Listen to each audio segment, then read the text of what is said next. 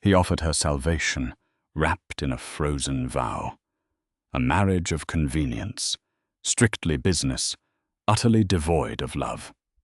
She accepted, resigning herself to a gilded cage.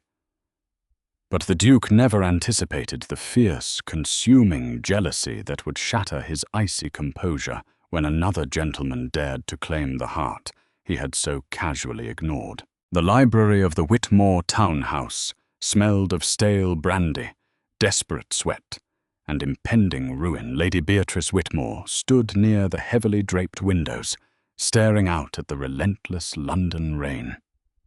At 21, she possessed a quiet, striking beauty, dark auburn hair that caught the firelight, and pale green eyes that currently held the weight of the world. Her father, Lord Thomas Whitmore, slumped in his leather wingback chair, his face buried in his trembling hands. The debts had finally caught up to them. The estate in Sussex was mortgaged to the hilt. The servants had not been paid in months, and the threat of the debtor's prison loomed like an executioner's blade. The heavy oak doors parted, and the footman announced the arrival of the man who held their absolute destruction, or their salvation, in his hands. Arthur Pendleton, the 9th Duke of Rothbury, stepped into the room. He was a man carved from marble and shadow. Tall, broad-shouldered, with sharp, aristocratic features and eyes the color of a winter sea, Arthur was known throughout the ton as the Ice Duke. He was ruthlessly pragmatic, astonishingly wealthy, and notoriously devoid of sentiment. "Your Grace!" Lord Whitmore scrambled to his feet, nearly overturning his glass. Arthur did not look at the broken man, his piercing gaze fixed entirely on Beatrice. "Lord Whitmore, I prefer to conduct my affairs without an audience. Leave us." Whitmore hesitated, casting a frantic glance at his daughter, but scurried out of his own library like a frightened rat. Silence stretched between Arthur and Beatrice, thick and oppressive. "I am aware of your father's indiscretions at the card tables," Arthur began, his voice a smooth, cold baritone. "He owes an excess of £40,000. By tomorrow morning, the creditors will seize this house." Beatrice lifted her chin, refusing to let him see her terror. "And you have come to gloat, Your Grace? Or do you hold one of his markers?" "I have come with a proposition," Arthur said, slowly closing the distance between them. "I require a duchess. My grandmother, the Dowager Duchess Matilda, is failing in health, and she plagues me daily to secure the succession and stabilize the Rothbury name after my late brother's scandalous demise. I do not want a love match, Lady Beatrice. I despise the very notion of romance. It makes fools of men and ruins great houses."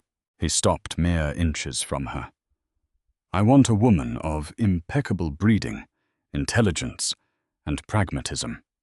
A woman who will understand her duty, manage my households, and ask nothing of my heart. In exchange, I will clear your father's debts entirely. I will settle a generous allowance upon you, and you shall have the protection of my name." Beatrice felt the air leave her lungs. "You are proposing marriage as a business transaction." "That is precisely what it is," Arthur replied without a flicker of emotion. "A contract. You will bear me an heir, and after that, you may live your life as you see fit, provided you are discreet and bring no scandal to my name. But let me be entirely clear, Beatrice. I will never love you. Do not expect affection, and do not look for warmth in my bed. Are we agreed?" The brutality of his honesty was breathtaking. Yet what choice did she have? To refuse meant the gutter for her and prison for her father. "I accept your terms, your grace," she whispered, the words tasting like ash. "Excellent," Arthur said briskly, stepping back. "We shall marry by special license on Friday. Have your trunks packed." The wedding at St. George's, Hanover Square, was the event of the little season, attended by the highest echelons of society. Beatrice wore a gown of heavy ivory silk, her face concealed beneath a veil of Brussels lace. Beside her, Arthur was a magnificent, unreadable statue. He spoke his vows with the crisp efficiency of a magistrate reading a verdict. When he lifted her veil to seal the union, his lips barely brushed hers, a phantom kiss that left her shivering. That evening, at the sprawling Rothbury house in Mayfair, Beatrice sat on the edge of the massive four-poster bed in the Duchess's chambers, clad in a sheer nightdress, trembling with a mixture of fear and duty. The adjoining door opened. Arthur stood on the threshold, still fully dressed in his evening clothes, a glass of amber liquid in his hand. He looked at her, his eyes drifting over her form with a detached, clinical appreciation. "You are beautiful, Beatrice," he said quietly, "but I find I have no desire to pretend tonight. The air can wait until we are at the country estate. Sleep well, your grace." He closed the door, the definitive click of the lock echoing in the grand, empty room. Beatrice collapsed onto the pillows, pulling the heavy blankets over her head, and wept for the life she had just signed away. 3 months later, the London season was in full, dizzying swing. Lady Beatrice Pendleton had flawlessly adapted to her role as the Duchess of Rothbury. She was the Ice Queen to his Ice King, poised, elegant, untouchable. They hosted lavish dinners, attended the opera in their private box, and were universally admired and entirely disconnected. Arthur spent his days in the House of Lords and his evenings at White's, occasionally seen riding in Hyde Park with Lady Evelyn Carmichael, a beautiful, sharp-tongued widow who had been his confidant since childhood. Society whispered, but Beatrice ignored it. She had her side of the bargain. She could not complain. Until the night of the Danbury Masquerade Ball. The ballroom was a sea of glittering silk, velvet, and feathered masks. Beatrice, dressed as the goddess Artemis in a gown of shimmering silver, stood near the edge of the dance floor, suffocating behind her half-mask. Arthur had abandoned her an hour ago to discuss politics with the Prime Minister. A goddess of the hunt should not look so utterly bored, a voice murmured beside her. Beatrice turned. Standing there was a man dressed as a Venetian phantom, his mask a striking black and gold. But it was his smile that caught her off guard. It was warm, devastatingly charming, and entirely focused on her. "I am not bored, sir," Beatrice replied smoothly. "Merely observant." "Then observe this," the man said, offering an elegant bow. A gentleman, completely captivated, requesting the honor of a waltz. She should have declined. Duchesses did not waltz with masked strangers.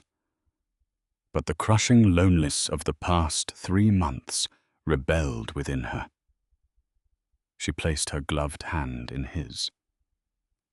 The moment he pulled her into his arms, the air shifted. He held her just a fraction tighter than propriety allowed, moving with a fluid, masculine grace that made her breath hitch. "You dance beautifully, your grace," he murmured, his breath brushing her ear. Beatrice stiffened. "You know who I am." "Everyone knows the Duchess of Rothbury," he replied, his gaze locking onto hers. "Though I doubt anyone truly knows you. You look like a woman trapped in a frozen painting. I am Lord Nathaniel Harrington, Viscount Linley. I have recently returned from Italy, and I must confess the most breathtaking sight in London is not the architecture, but you, Nathaniel Harrington. The name sent a ripple of recognition through her. He was notoriously wealthy, incredibly handsome, and completely unbound by the rigid rules Arthur worshipped. "You speak too boldly, Lord Linley," Beatrice whispered, though she did not pull away. "And you live too quietly, Beatrice," he countered, using her given name with a daring familiarity. Across the room, Arthur broke away from his conversation. His eyes, sharp as a hawk's, locked onto the silver-clad figure of his wife, spinning in the arms of the Venetian phantom. He did not know the man, but he recognized the intimacy of the hold. A strange, entirely unfamiliar tightening gripped his chest. It was not anger. It was territorial. When the music ended, Nathaniel did not immediately release her hand. He bowed low, pressing his lips to her knuckles, his eyes burning into hers. "I shall call upon you, Your Grace, whether the Duke allows it or not." True to his word, Nathaniel began to court the Duchess in plain sight. It started subtly. During calling hours, when the drawing-room was full, Nathaniel would arrive. While other gentlemen discussed the weather or the war, Nathaniel brought Beatrice books, first editions of Byron and Keats. He remembered she had mentioned a love for the countryside, and a week later, the Rothbury townhouse was flooded with rare white roses. Arthur noticed. At first, he dismissed it as the typical flirtation of the ton. But as weeks turned into a month, the Viscount's presence became a constant, irritating thorn. Beatrice was changing. The pale, quiet girl he had married was beginning to glow. She laughed, a bright, musical sound Arthur had never heard her make whenever Nathaniel was in the room. The breaking point arrived during a weekend house party at a neighboring estate in Richmond. The evening was warm, heavy with the scent of blooming jasmine. Arthur, unable to sleep, was walking through garden paths when he heard hushed voices coming from the glass conservatory. He approached silently, keeping to the shadows of the hedges. Inside, illuminated by the moonlight filtering through the glass roof, stood Beatrice and Nathaniel. Nathaniel held both of Beatrice's hands, his expression intense, stripped of his usual playful charm. "You cannot continue this charade, Beatrice," Nathaniel was pleading, his voice thick with emotion.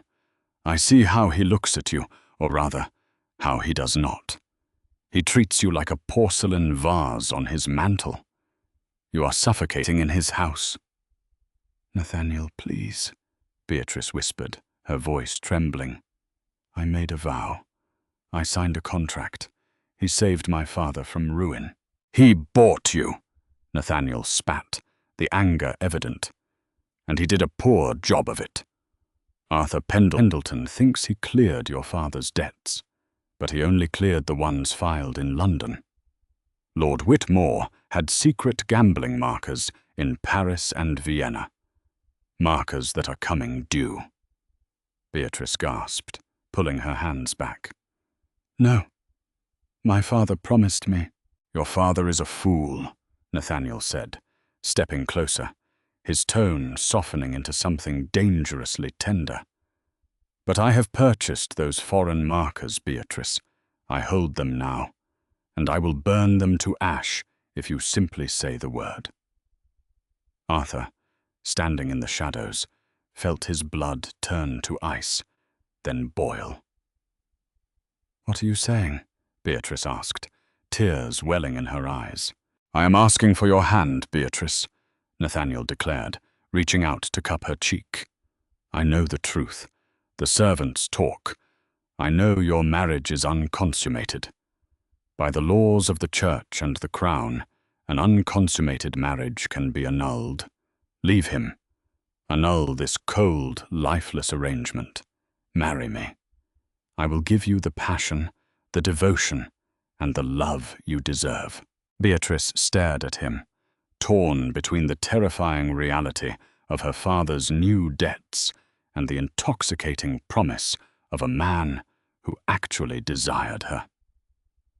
She leaned into Nathaniel's touch, closing her eyes as a tear slipped down her cheek. Before she could utter a single word, the glass doors of the conservatory were thrown open with a violent crash. Arthur stood in the doorway, the moonlight casting him in terrifying, demonic relief. The Ice Duke was gone. In his place was a man vibrating with a lethal, possessive rage. "Remove your hand from my wife, Linley," Arthur commanded, his voice a low, lethal snarl that echoed through the glass walls.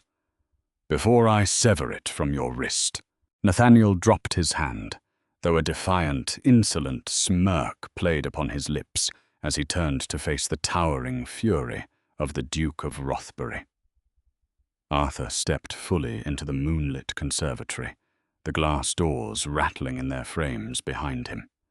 He did not look at his wife. His entirely lethal attention was fixed solely upon the Viscount. The air in the hothouse, already heavy with the cloying scent of jasmine and damp earth, grew suffocatingly dense. "You eavesdrop, Your Grace?" Nathaniel asked, brushing an invisible speck of dust from his velvet lapel. "I suppose a man who cannot secure his wife's affections must resort to lurking in the shrubbery like a common footpad." "I do not lurk on my own leased property, Linley," Arthur said, his voice dropping to a terrifyingly quiet register that echoed with the promise of violence. "And I certainly do not stand by while a trespassing scoundrel attempts to coerce my Duchess into abandoning her vows. You speak of annulments and foreign markers as if you hold the winning cards. You hold nothing but a swift path to ruin." Beatrice stood paralyzed, her heart hammering against her ribs like a trapped bird. She had never seen Arthur like this. The man she married was a creature of absolute, unshakable apathy. The man standing before her now was a tempest, vibrating with an ancient territorial wrath. The icy facade had cracked, revealing a blazing, dangerous inferno beneath. "She is miserable with you, Arthur," Nathaniel challenged, stepping forward, abandoning his mocking tone for genuine venom. "You treat her as a broodmare and a hostess, nothing more. I can give her the world. I have the wealth, and more importantly, I have the passion you so proudly lack." She was about to agree. "I was not!" Beatrice finally found her voice, stepping away from Nathaniel. She looked at Arthur, her green eyes wide and pleading. "Arthur, I swear it. I did not invite him here. I did not agree to anything." Arthur's gaze snapped to her. The absolute terror and desperation in her eyes pierced him in a way he had never thought possible. For the first time in his meticulously orchestrated life, Arthur Pendleton felt a blinding, terrifying spike of pure jealousy. It ripped through his chest, shattering the carefully constructed walls he had built around his heart since childhood. The thought of this man, or any man, touching Beatrice, tasting her lips, claiming her smiles, made him want to burn London to the ground. "You will leave this estate tonight, Linley," Arthur commanded, turning back to the Viscount. If I see your face in London again, I will not challenge you to a gentleman's duel at dawn. I will simply destroy you. I will leverage every asset I possess to bankrupt your holdings, and I will have my friend, the Duke of Wellington himself, ensure you are socially exiled to the furthest, most disease-ridden corners of the continent. Do not test me." Nathaniel sneered, but the mention of Wellington and absolute financial ruin caused a flicker of genuine hesitation in his eyes. He bowed stiffly. "This is not over, Rothbury. You cannot keep a bird in a frozen cage forever." He turned on his heel and strode out of the conservatory, disappearing into the dark gardens. Arthur stood in silence for a long moment, his chest heaving, his fists clenched so tightly his knuckles were bone white. Beatrice watched him, terrified to speak, terrified to move. Slowly, Arthur turned to her. The anger in his eyes was still there, but it was shifting, transforming into something far more dangerous. He crossed the distance between them in 3 long strides, stopping so close she could feel the heat radiating from his body. "Is it true?" he demanded, his voice thick and rough. "Did your father hide debts in Paris and Vienna? Is that what that cur is holding over your head?" Beatrice swallowed hard, tears finally spilling over her lashes. I did not know, Arthur. I swear to you. I thought you had paid it all. When Nathaniel told me tonight, I was terrified. If he calls those markers in, my father will be sent to a French prison. I did not know what to do. "You should have come to me," Arthur growled, reaching out. To her shock, his hands did not strike her. They gently, almost reverently, cupped her face. His thumbs wiped away her tears. "You are my wife, Beatrice. Your father's burdens are my burdens. I would have paid them 10 times over." Beatrice stared up at him, her breath hitching. You would? But our contract, it only stipulated the London debts." "Damn the contract," Arthur whispered fervently, his face descending toward hers. "I have been a blind, arrogant fool. I thought I could arrange my life perfectly, without the messy entanglement of feelings. But watching him look at you, hearing him speak your name with such familiarity, it tore me apart. I cannot bear the thought of another man laying claim to you. I cannot bear the thought of losing you." Before Beatrice could process his confession, Arthur's lips crashed down upon hers. There was nothing phantom or polite about this kiss. It was punishing, desperate, and entirely consuming.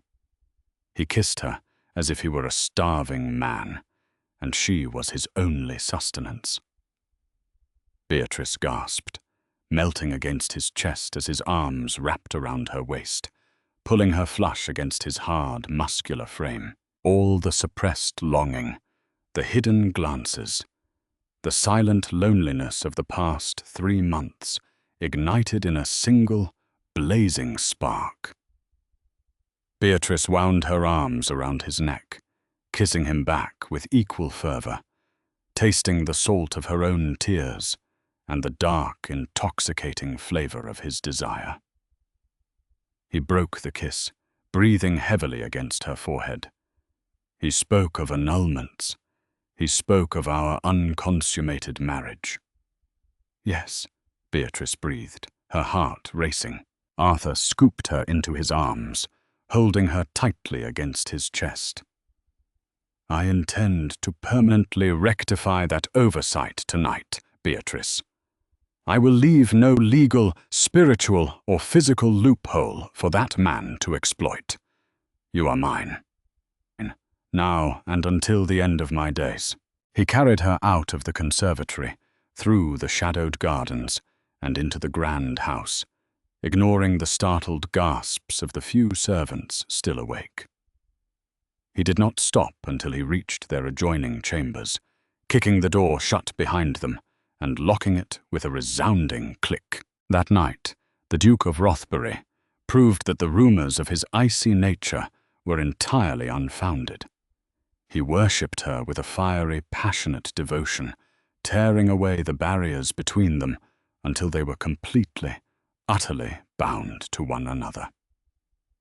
Beatrice found not a cold pragmatist, but a deeply passionate man who gave himself to her completely. The marriage contract was rewritten not in ink, but in sweat, whispers, and undeniable love. The following morning, Arthur did not linger in the warmth of their tangled bedsheets. While Beatrice slept, her face flushed and serene, Arthur dressed quietly and summoned his swiftest horse. The romantic awakening of the previous night had not dulled his pragmatic, ruthless edge. Rather, it had sharpened it into a deadly weapon. He had a viscount to destroy. Arthur rode directly to London, his mind calculating every angle. He went straight to the Strand, bypassing the grand social clubs, to enter the discreet, heavily guarded doors of Coutts & Co., the private bank of the royal family, and the most elite members of the ton. He demanded an immediate audience with Thomas Coutts himself. The aging, incredibly powerful received the Duke with a respectful bow. Arthur wasted no time. He utilized his immense wealth and political leverage, demanding an investigation into Viscount Linley's financial holdings, specifically concerning foreign gambling markers originating in Paris and Vienna. What the bank's discreet agents uncovered over the next 48 hours was a scandal so deep it threatened to shake the very foundations of high society. Nathaniel Harrington was not a lovesick gentleman attempting to rescue a trapped duchess. The Viscount was utterly broke. His Italian excursion had been a flight from his own massive debts. The shocking twist, however, lay in his connection to Lord Whitmore. Nathaniel had not purchased Whitmore's debts. He had created them. Nathaniel secretly owned a stake in the illicit Parisian gambling hell where Beatrice's father had been swindled.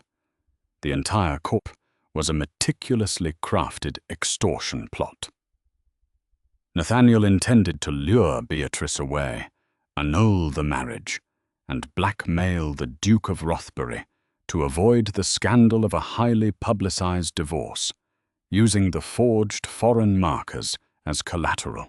Armed with this damning evidence, Arthur did not go to the authorities. He chose a far more brutal execution. It was a Tuesday evening at White's Club on St. James's Street. The prestigious room was packed with the most influential men in England, including the famed poet Lord Byron, who was holding court near the fireplace, and the Prince Regent himself, who sat in a secluded alcove sipping port. Nathaniel Harrington was seated at a faro table, playing with a relaxed, arrogant ease. The heavy mahogany doors swung open. Arthur Pendleton strode into the room. The ambient chatter of the club instantly died, replaced by a suffocating, expectant silence. The Duke of Rothbury's face was a mask of terrifying, aristocratic fury. Arthur walked directly to Nathaniel's table. Without a word, he reached into his coat and withdrew a thick packet of documents, slamming them onto the green baize with a sound like a pistol shot. Nathaniel flinched, his arrogant smile faltering. "Rothbury, what is the meaning of this intrusion?" "I am exposing a fraud, a cheat, and a blackmailer to the gentlemen of this club," Arthur announced, his voice carrying effortlessly across the silent room. Every eye, including the Prince Regent's, was fixed upon them. Arthur pointed to the documents.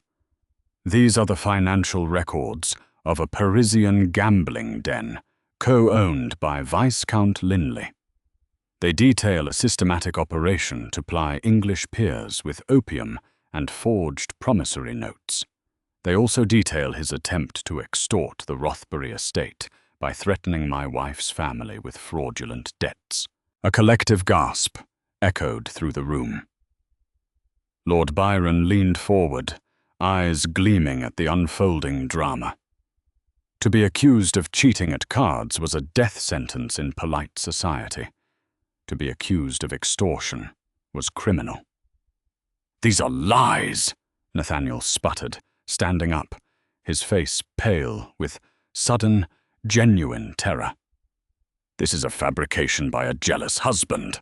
"I do not forge documents, Linley," Arthur said coldly. "Thomas Coates verified them personally this afternoon. You are bankrupt. You are a criminal. And you dared to look upon my wife with your filthy, scheming eyes." Arthur turned to the room at large. "If any man in this room acknowledges Viscount Linley, does business with him, or permits him entry into their homes, they shall consider themselves a personal enemy of the Duke of Rothbury." It was a total, irrevocable excommunication. Nathaniel looked frantically around the room, but the gentlemen of White's were already turning their backs to him, picking up their drinks, pretending he no longer existed. The Viscount had been erased from society in less than 3 minutes. Arthur did not wait to watch the man scramble out of the club in disgrace. His duty was done. His enemy was vanquished. He had only one place he wished to be.